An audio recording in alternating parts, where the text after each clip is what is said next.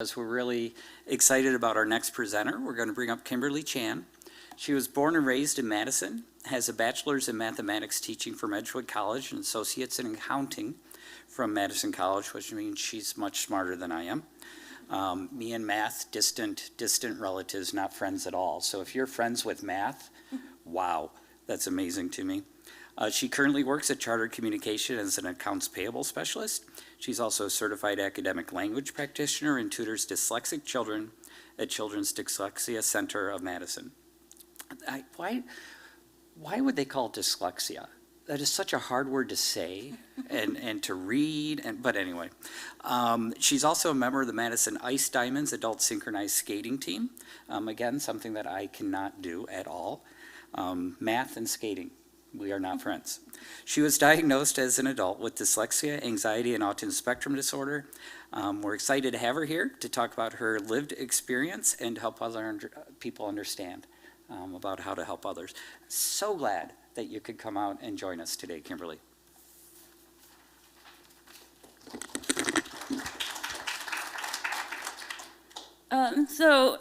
My name's Kimberly. My story begins when I was 5 years old, and I had teachers at school noticing that my hands would shake, and I couldn't write my numbers straight. And so they referred my parents to take me to a neurologist, who basically told my parents that my nervous system was growing slower than the rest of my body. So then I went through a couple years of OT, and some interventions at school. And progressively, as school got harder, my anxiety got worse. Some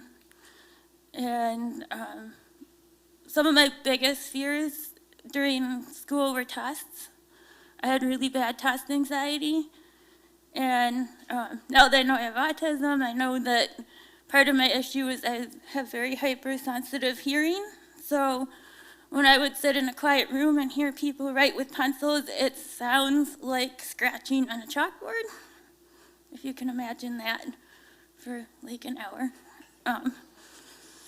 So that on top of having anxiety was not fun. And then it got really bad in college, so I was taking a French test and totally broke down, crying. That teacher recognized that I needed help, so she brought me to see the Disabilities Resource Coordinator at my college. And thankfully I went to a private college, so I didn't need an official diagnosis at the time. And I got to talk to a counselor, and he recognized that I had anxiety and was able to fill out the paperwork. And because I had no diagnosis and no help throughout school, I didn't realize all the accommodations that were out there for me. So I got to test in a quiet room. I got a student note taker, and all those things helped reduce my anxiety. So after graduating college, and still to this day, my anxiety and autism affect interviewing. It's a really big problem for me, because I am socially awkward, and I tend to miss cues, and so I've probably done over 50 interviews, and probably have only gotten like 4 jobs out of them. So then where my diagnosis comes in is when I was about 29. After deciding teaching wasn't for me, I was doing home health care, and at the same time, I had just been diagnosed with asthma as well, and they had put me on an inhaler, and so then I was taking care of a client. I had never seen someone die before. My anxiety got so bad, and I didn't know how to cope with it, and I was just crying and crying and crying. And then went to my doctor, who prescribed medication to help with my anxiety, and then suggested counseling. So I ended up going to a teaching clinic because I didn't have health insurance that would cover it. And it was there that she started noticing symptoms of autism, or the signs of autism. And so that's where I was diagnosed with autism, and pieces of the puzzle kind of started fitting together, and knowing that it wasn't my fault that I struggled to make friends in grade school, and it wasn't my fault that they moved away. Knowing that there was a reason that I missed social cues. And then decided to go back for my associates in accounting, and I was very scared. At this time, I had my official diagnosis, so I met with the Disabilities Resource Coordinator, got my accommodations, and I think one thing I've learned about accommodations is they don't give us an advantage. They just level the playing field so that we can succeed like any other person. Because without them, we would not be able to succeed and do our best. Within that time, I started advocating for myself. Started feeling better about educating other people, because before that I was terrified. One thing that was hard for me is I didn't realize that there wasn't really many support groups out there for adults or resources. Also through counseling, and I'll mirror the other speaker on this one, is that medication is not the answer. You do have to do a lot of hard work. And I've been in therapy for about 8 years now, and still working on my coping mechanisms. And yes, medicine does help, but you have to work for those things. And I think another struggle for me where anxiety and autism come into play is in the workplace. I struggle a lot because I miss social cues. I don't always pay attention to when people finish talking, and so I sometimes can come across as rude. I struggle a lot in meetings because I'm afraid that people are going to say something and I'm going to be in trouble. And I think something that's really helped me along the way is being able to practice those experiences and being able to look back on experiences to have, so that I know, okay, I've been through this, I can do it. One thing I would not recommend is a teaching clinic for someone on the autism spectrum, because going into it, I did not realize I was going to have to switch therapists every year. So to already have anxiety with transitions, and to have to switch and retell your story to another person, and retell your story, and retell your story, is very difficult.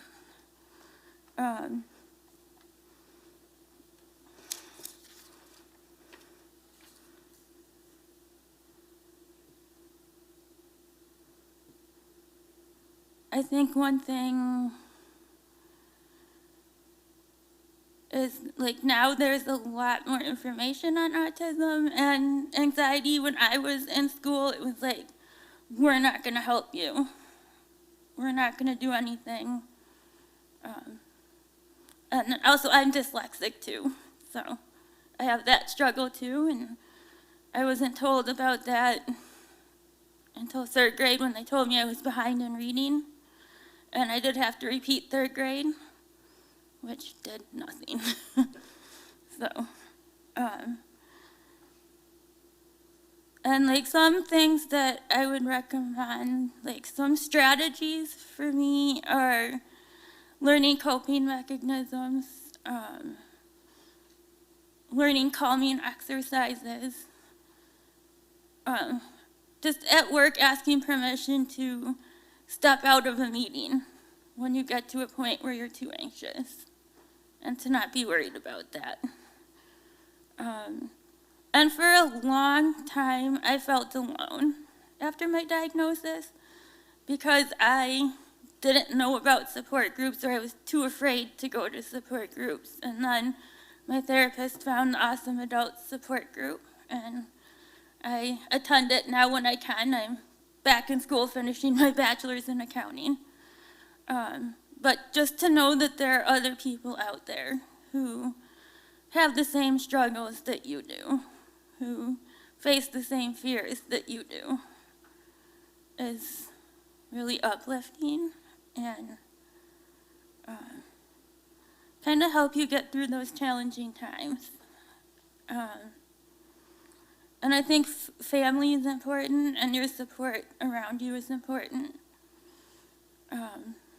Like, I don't think I would have made it through my schooling had it not been for my instructors realizing I needed help, my parents knowing that they needed to get a tutor, and just my hard work.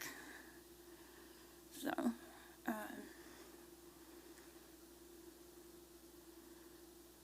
and as I said, in order to make schools, jobs, all those things fair for everybody, we have to be willing to give those accommodations.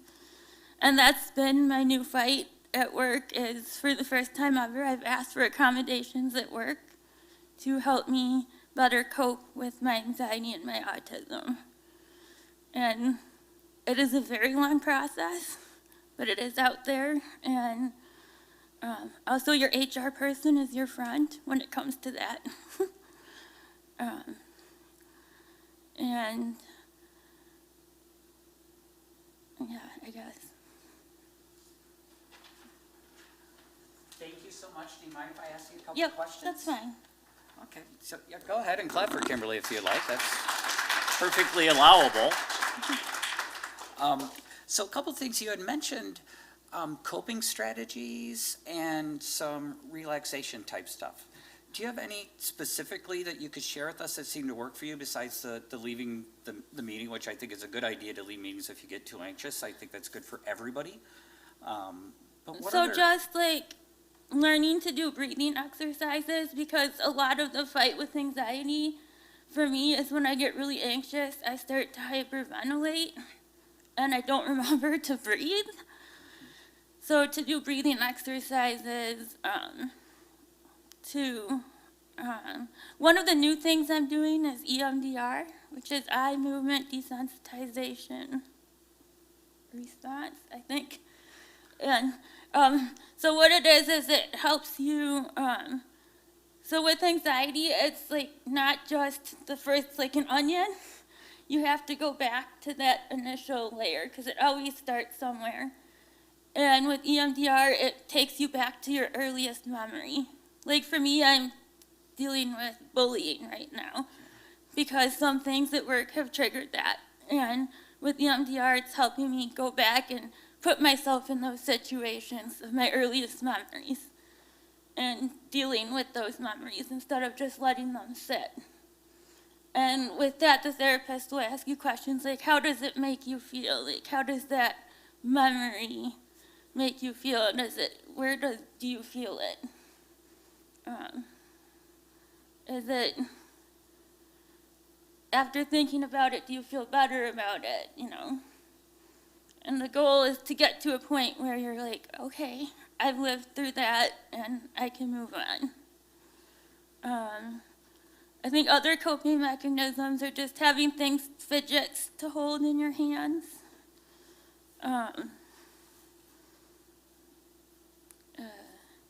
I like silly putty and just other things to help you.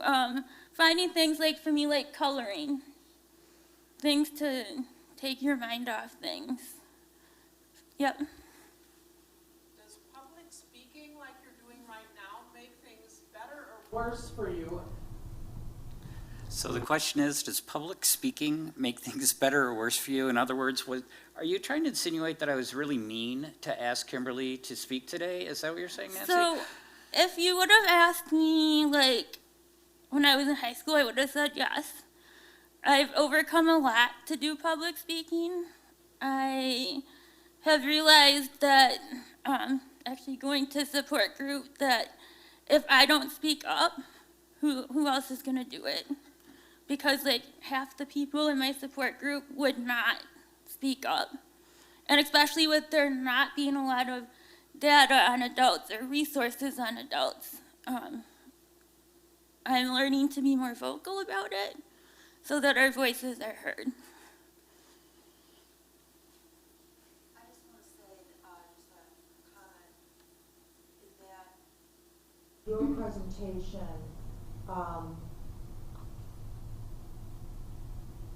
it brings all of this alive and kind of upfront and personal in a way that nothing else does.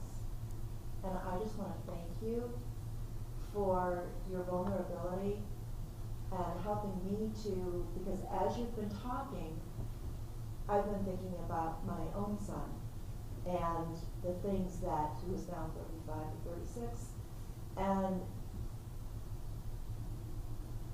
having some, I feel, recognition. And I just want to thank you for your talk. So the comment from the room was a thank you for the vulnerability, for the talk, that there is something about hearing a story that makes it more real, that brings it out more, and being able to connect to your own life and your own family.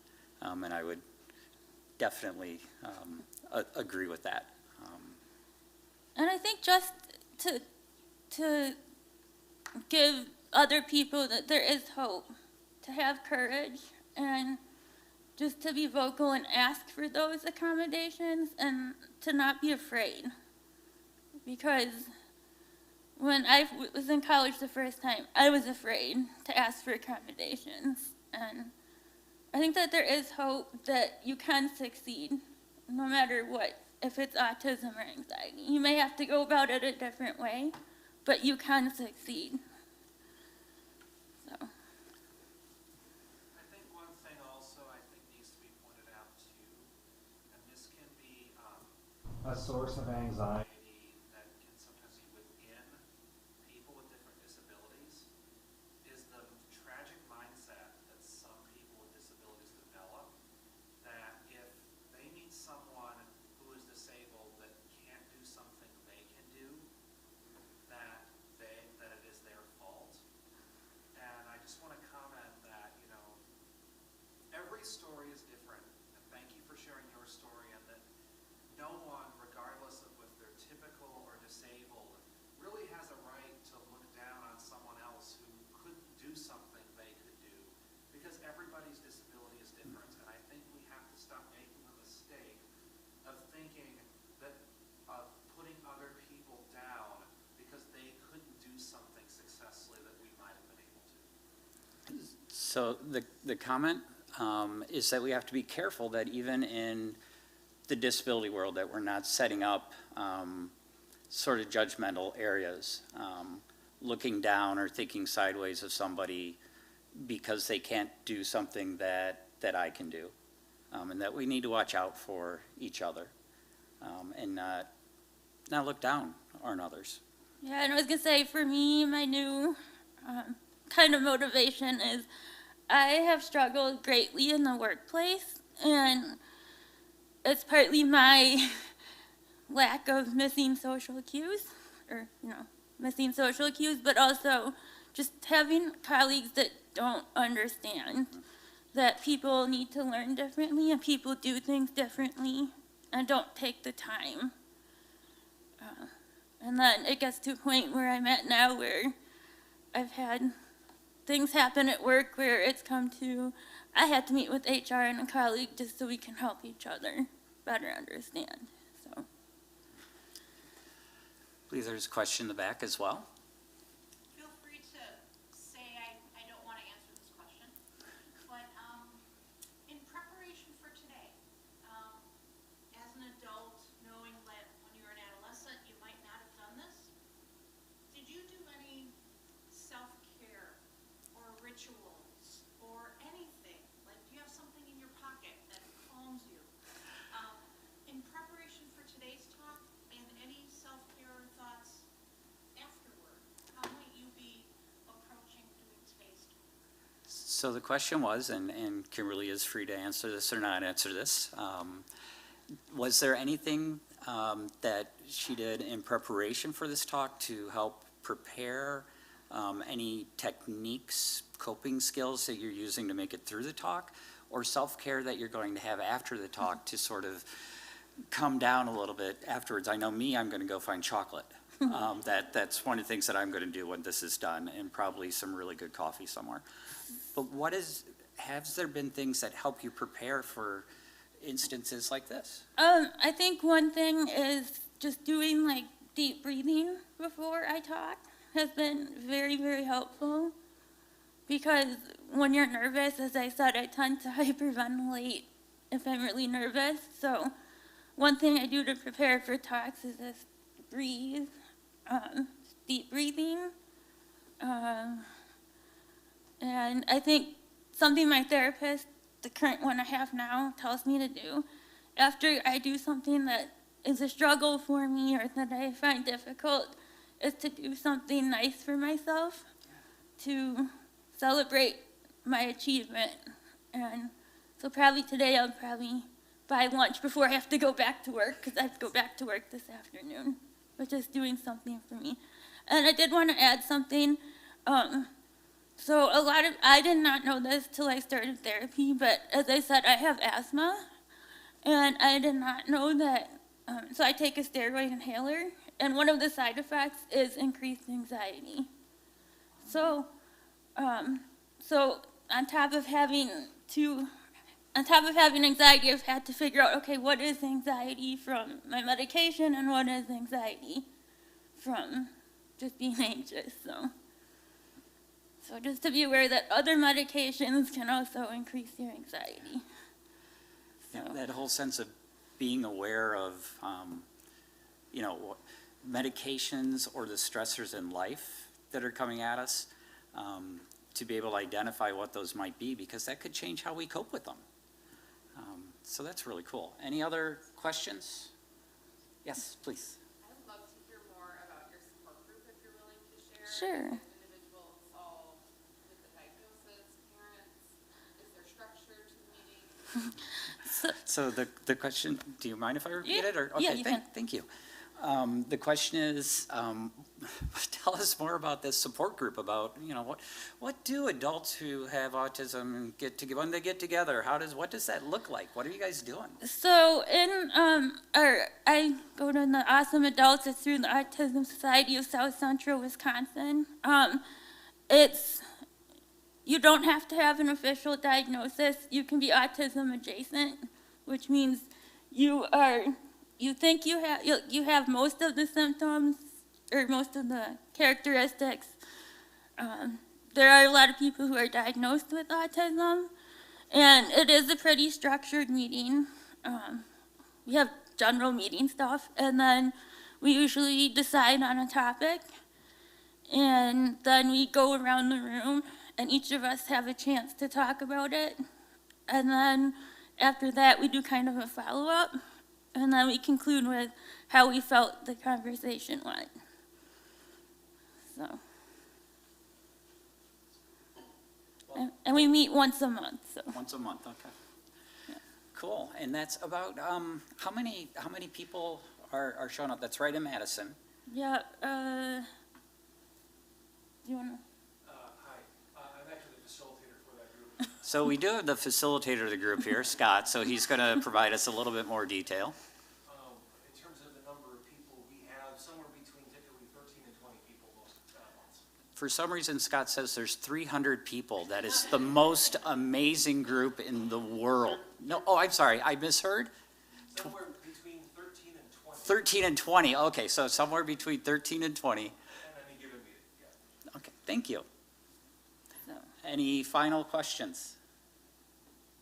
Well, I would like to personally thank you for taking a morning off work and joining us here. No problem. You were fantastic. I mean, this was just wonderful. Thank you so much, Kimberly.